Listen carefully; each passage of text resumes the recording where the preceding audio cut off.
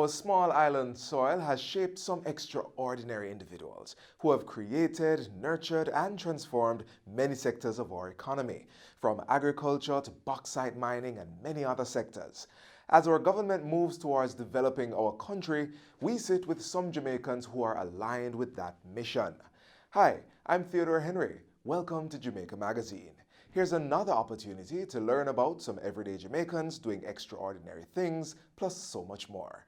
Do stay with us. Parents, how do you think your children feel when they are beaten? I feel so sad when my mother beats me. It makes me feel so angry. I feel embarrassed, and I feel like you just don't care.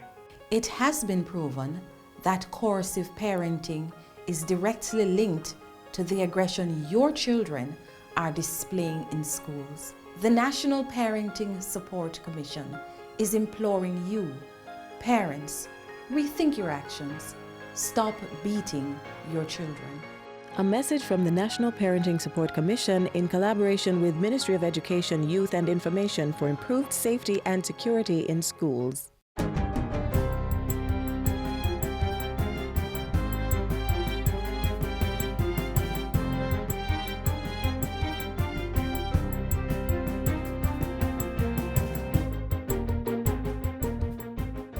Good day, I'm Stephen McHugh, and this is your JIS News for Wednesday, July 3. Prime Minister Andrew Holness is encouraging Caribbean leaders to prepare their territories for the effects of climate change, pointing to the extremely high temperatures being experienced across the region, as well as last year's active hurricane season. Mr. Holness has urged regional heads to consider financial instruments such as catastrophe bonds to support recovery. The Prime Minister has also called for greater coordination and investments in assets to respond to and recover from climate change. So we can't keep looking for outside of the region to be able to respond.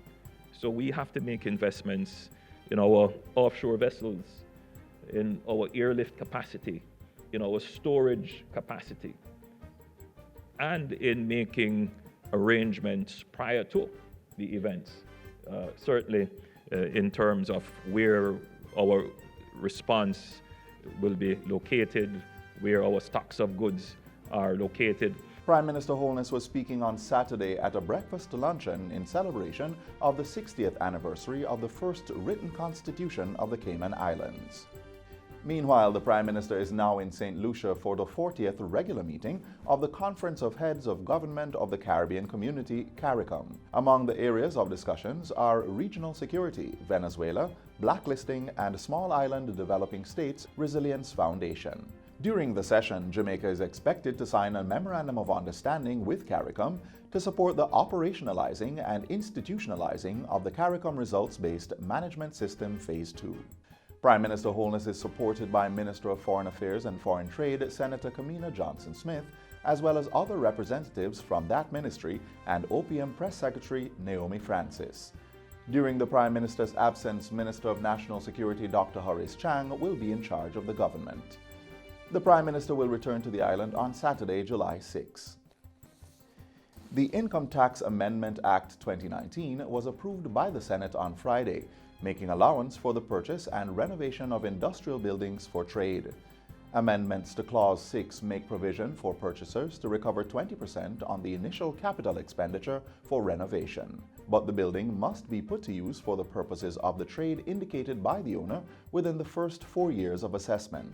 This amendment of the Income Tax Act is expected to encourage investment and development in our country.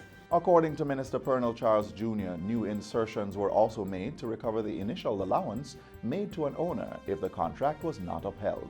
This action would be warranted if, after 4 years, the building was not in use for the particular type of trade indicated. The 20% allowance could also be recovered if the renovation was not completed or if the capital expenditure for the renovation was less than 80% of the purchase cost of the building. Let me also note that the reintroduction of the initial allowances granted on capital expenditure incurred on the purchase of these types of building will encourage the purchase and the renovation and the retrofitting of buildings and structures that have become derelict and that are falling into disuse. Minister of Health and Wellness Dr. Christopher Tufton is assuring the nation that there is currently no outbreak of dengue fever on the island, despite reports in the public sphere. Since January of this year, when we had the dengue outbreak, when it peaked and started to decline, we have seen a steady decline over those months into May of this year, when we have the last monthly data, which is below outbreak status or threshold based on the way these things are calculated. So there is no dengue outbreak. Minister Tufton made the point during a recent function at the Noel Holmes Hospital in Lucia, Hanover. On July 1, the Health and Wellness Ministry fully activated its enhanced vector control program in anticipation of increased mosquito breeding in the summer months, including those that carry the dengue virus. And still on health, the Noel Holmes Hospital in Lucia, Hanover is now offering the Compassionate Care Program as part of its services. The program is an initiative by the ministry to improve healthcare services within institutions island-wide. It promotes the psychological well-being of patients within the public health system as a means of encouraging speedy recovery. The facility today is a nicer facility in terms of infrastructure than it was 3 years ago. And as a consequence, we are hoping that with the addition of the Compassionate Care Program, we'll be adding now the final touches to ensuring that the hospital grows from strength to strength in terms of offering quality care to the patients who are indeed your customers. To date, 130 members of staff have received training in compassionate care, which Dr. Tufton said would continue. And finally, Jamaica's energy mix is expected to reach 18% of renewables by 2020. This will be a 3% increase, up from 15% in 2018. While making the pronouncement, Energy Minister Fable Williams said the country was using 37% of natural gas, up from 11% in 2018. She also pointed out that petroleum accounted for 45% of energy use, down from 74%. Minister Williams stressed that much was being done to surpass the targets outlined in the National Energy Policy of no less than 20% renewables by 2030. Our movement along this pathway is to ensure our energy security by utilizing more of our indigenous resources, wind, solar, hydro, waste-to-energy, and to relentlessly push for continued downward movement in electricity prices for all Jamaicans. Minister Williams provided the update at Thursday's press conference on the Petrojam Strategic Review. And that's it for JIS News Today. I'm Stephen McHugh. Thanks for watching.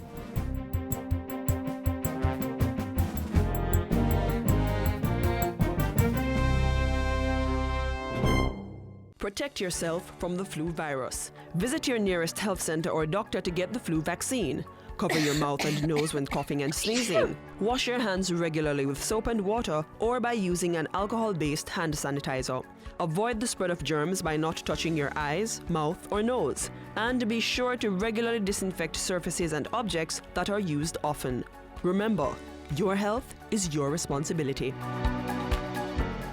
With time, more and more individuals are taking up the task and are getting involved in the bauxite mining industry. But that task has been in operation since 1952, when the country made its first shipment of the product. Today we look at the historical development of bauxite mining in Jamaica and how it continues to fill the island's coffers. Here's mining in the Pearl of the Antilles.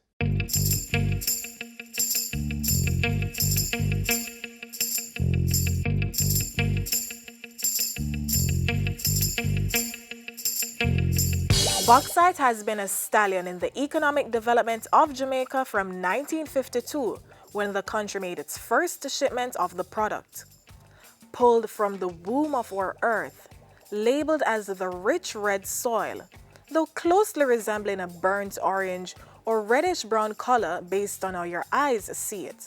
This precious mineral is conceived with the continuous fulfilled hope of bringing money, major investments, manpower, and however you put it, massive rewards to our island. Bauxite is the ore from which the metal aluminum is extracted. Aluminum is a very, very important metal worldwide because of the lightweight and the fact that it doesn't corrode as easily as iron. The first shipment of bauxite was out of Ocho Rios by Reynolds Jamaica Mines in 1952. A year later, Kaiser also began exporting bauxite out of Port Kaiser in St. Elizabeth, and a number of other companies followed after that. Alcan set up their refinery at Kirkvine and were shipping bauxite out of Port Esquivel by 1954. Then the Alcoa plant at Halsall, and the last refinery to be built was Nain, Alpart refinery at Nain. It was the beginning of the viable mining of the ore, and history tells us how its development filled the coffers of our small island home. Or did it? Jamaica has been an important player in the bauxite industry since the 1950s. We were actually originally the largest producer. The important role of bauxite in our economy is the revenue that the country has earned over the years from the bauxite industry. Provide employment, we upgrade the work skills of our people so that we now have a lot of skilled workers in the bauxite industry. And there's a trickle-down effect on the economy because the more employment there is, the more spending power people have. In the 70s, the government began to play a more active role in the bauxite industry. So they began to acquire a piece of the action for the nation's benefit.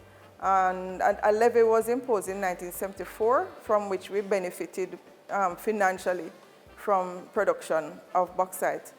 The government began to buy shares into some of these companies. Even though they were not the managing partners, we began to acquire a piece of the action for ourselves. The levy just allowed us to have a bigger piece of the pie. And while the production of the mineral was still booming, by 1974, the country had taken a small step back to become the second largest producer of bauxite in the world, just behind Australia. So Australia overtook us just by virtue of scale. It's a huge country with a lot of reserves and good quality reserves, easy to mine. In terms of production, we are ranked 6th in the world now, behind Australia, China, Brazil, India, and Guinea. So our production is in the region of about 10 million tons per year, and we're comparing to Australia that's producing in excess of 80 million tons. We have some challenges that these other countries don't have. For example, we are always mining in populated areas. So our industry has to always be mindful of the local communities and find ways to work with them in order to continue producing bauxite. But despite that, the commercial mining of bauxite continues to be one of the most important contributors to the economic development of Jamaica, accounting for about 10% of gross domestic product, GDP. In addition to that, the industry represents one of the largest gross earners of foreign exchange for Jamaica. As long as human beings require resources, they will try to extract it wherever they can. The consumption of aluminum is going up. So I see as long as we have reserves available here, I expect that mining will continue. For at least the next 30 to 40 years, we should have enough reserves to continue at our present capacity.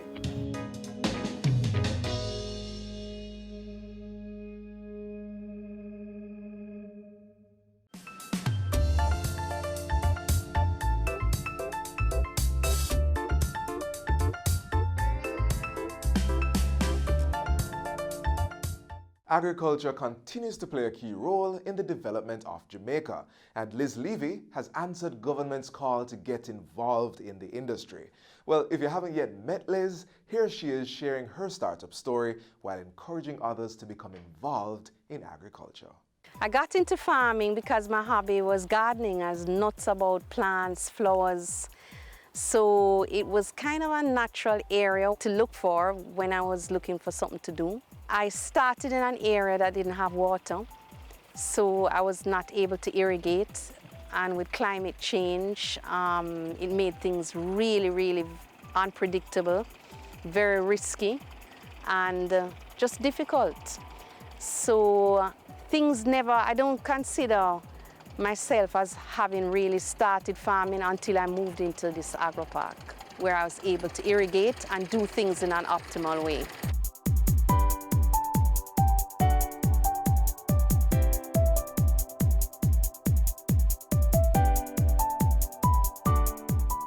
Amity All is approximately 2,400 acres. We have 22 investors, 5 of which are female. The soil is predominantly Sydenham clay, and the crops that do well here, we have the cucurbits. That would include pumpkins, sweet potatoes, zucchini, squash. Also a few tubers do very well, sweet potatoes and cassava.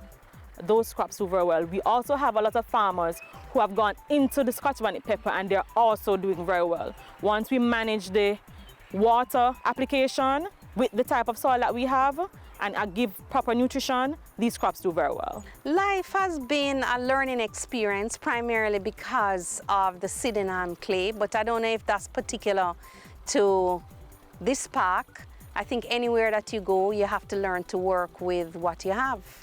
So it's been a learning experience, and but one good thing about it is that you see the rewards at the end of the day because you're able to irrigate or fertigate, which is fertilizing through the irrigation system. So you're getting closer. I see myself inching closer and closer to the point where I'll get optimal yields, which is what every farmer wants. Everything that I produce goes to food processors. And the particular processor that I sell to, 90% of their output is exported. So I like to think that I'm a part of that whole chain that is earning foreign exchange for the country. I plant only hot peppers.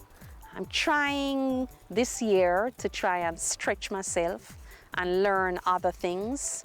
So I'm hoping on the boundaries I've created little areas where I'm going to do some experimentation. But for now, I'm only doing hot peppers and specifically Scotch bonnet. I've set myself the challenge of trying to master that because of the 2 types that we grow here in Jamaica. That definitely is the most demanding one. So still going up the learning curve. I think the reason why I settled on peppers is because you can sell it. You don't have to scratch your head and wonder where you're going to sell it. Because most of the processors have back orders, export orders. And in fact, we've found ourselves in the situation in Jamaica where processors have to import pepper mash. So you will never, ever have a problem selling your product. If you never went to farm school, if you don't really have experience, try to get into a situation where people are readily accessible to give you that encouragement, not just advice, technical advice, but also encouragement, because sometimes you may go through a little period where you feel, wow, is this really worth it? And that support is valuable. But that's one thing. In terms of practical advice, don't go anywhere without water. Just don't go anywhere without water. That's the mistake I made. And the second thing is try to farm reasonably close to where you live. Another mistake that I made, because how often you go to your farm, the hours you put in, it shows. The further away you live, you try and cut corners here and cut corners there, and it will show. When you come to Amital, there are a few things. There are things here that can help to foster your production. One, we have a team of stakeholders working together to cater to your needs. We have the RAD extension officers, we have the persons from NIC, we have the team from AIC. We also have a group of farmers that are willing to work together to help to move the produce not from the ground to the plate.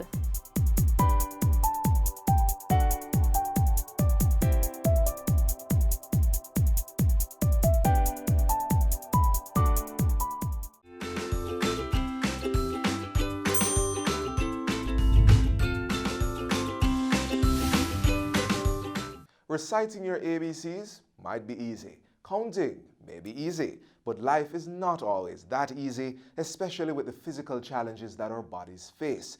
Challenges such as endometriosis. Here's more on this bodily disorder and the experience of an individual who suffers from endometriosis.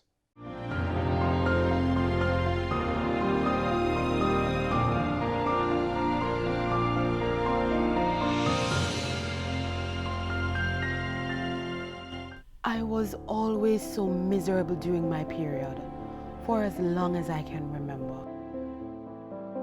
The pain was so severe. I remember not having an appetite, nauseous. It was difficult to stand. It felt like a monthly interruption of my life. It continued for years, an endless cycle of suffering. I had no idea what was wrong with me.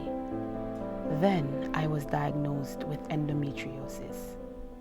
Endometriosis is a chronic, painful condition of women in their reproductive years. So the condition occurs when the tissue that is normally inside the womb, called the endometrium, gets on the outside.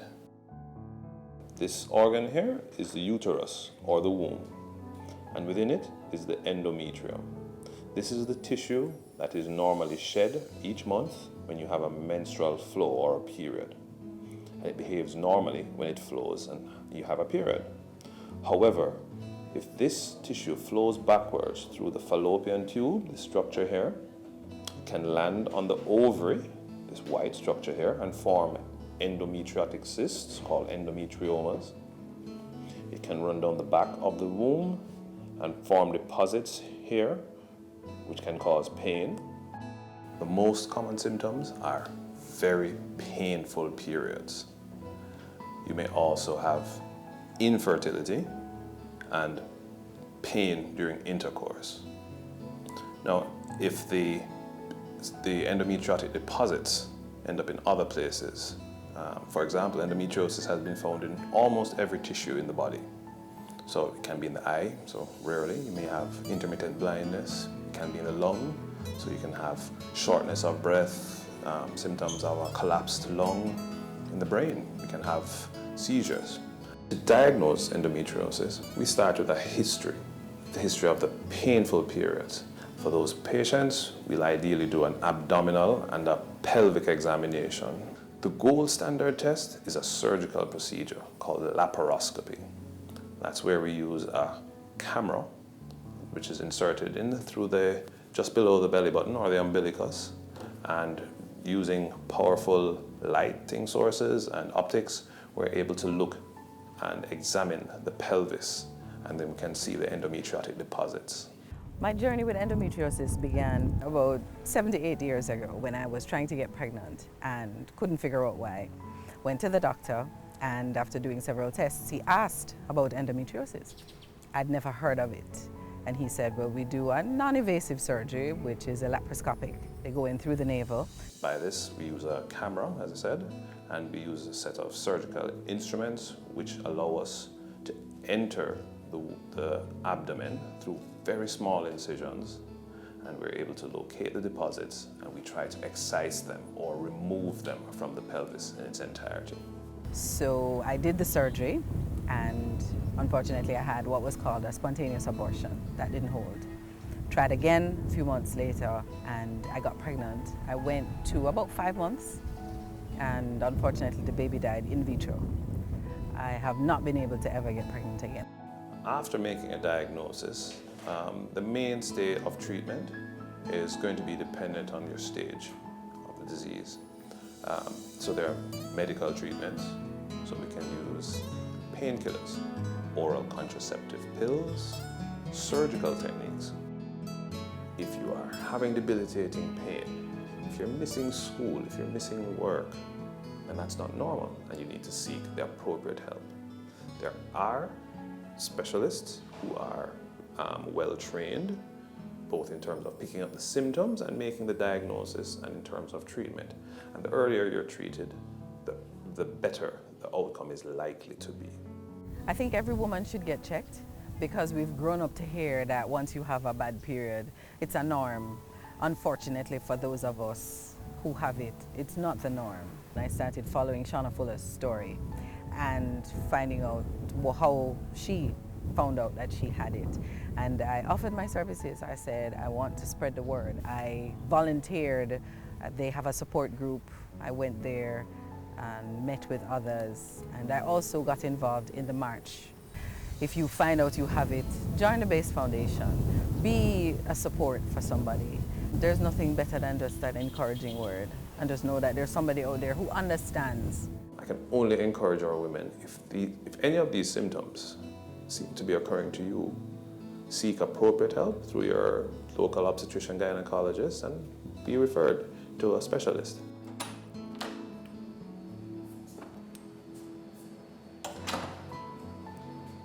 If I knew then what I know now, that it had a name, that I wasn't alone, now that you know, don't suffer in silence.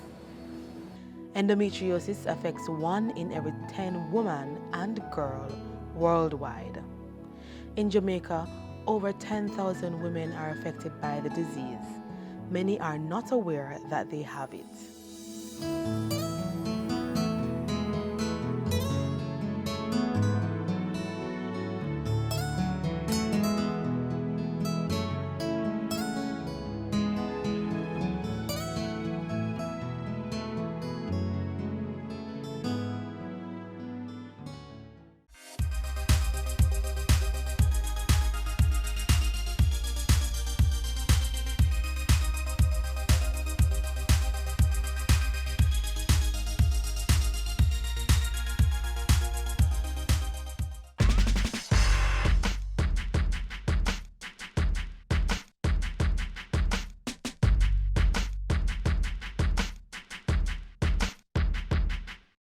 So we say how ordinary Jamaicans are getting involved in developing our country, and there are many more who created history on international stages. Today we share with you some more of our own people who have paved the way and made the dreams of many little Jamaicans a reality. Dion Hemmings. In 1996, she became the first Jamaican woman to win an individual Olympic title in the 400-meter hurdles at the Atlantic Games. Usain Bolt. Considered the fastest man in history, Bolt is the first individual to win 6 Olympic gold medals in the sprint race and the first runner to hold world records in both the 100 and 200 meters. Dr. Una Clark, born in St. Elizabeth, she was the first Caribbean-born woman to be elected to the New York legislature in 1991. Claude McKay. He was a famous Jamaican author and poet who in 1977 was awarded the National Poet and posthumously awarded the Order of Jamaica for his contribution to literature. Jodi Ann Maxwell. In 1998, she became the first Jamaican and the only non-American to win Scripps National Spelling Bee. Join these extraordinary individuals and let us all work to make Jamaica the place of choice to live, work, raise families, and do business.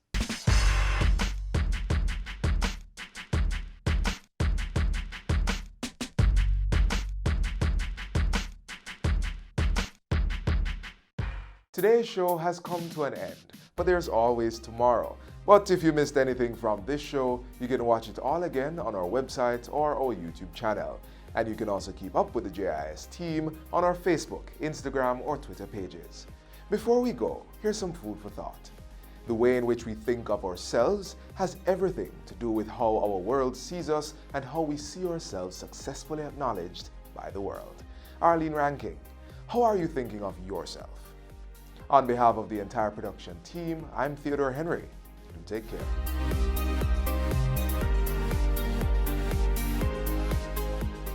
This has been a production of the Jamaica Information Service, the voice of Jamaica.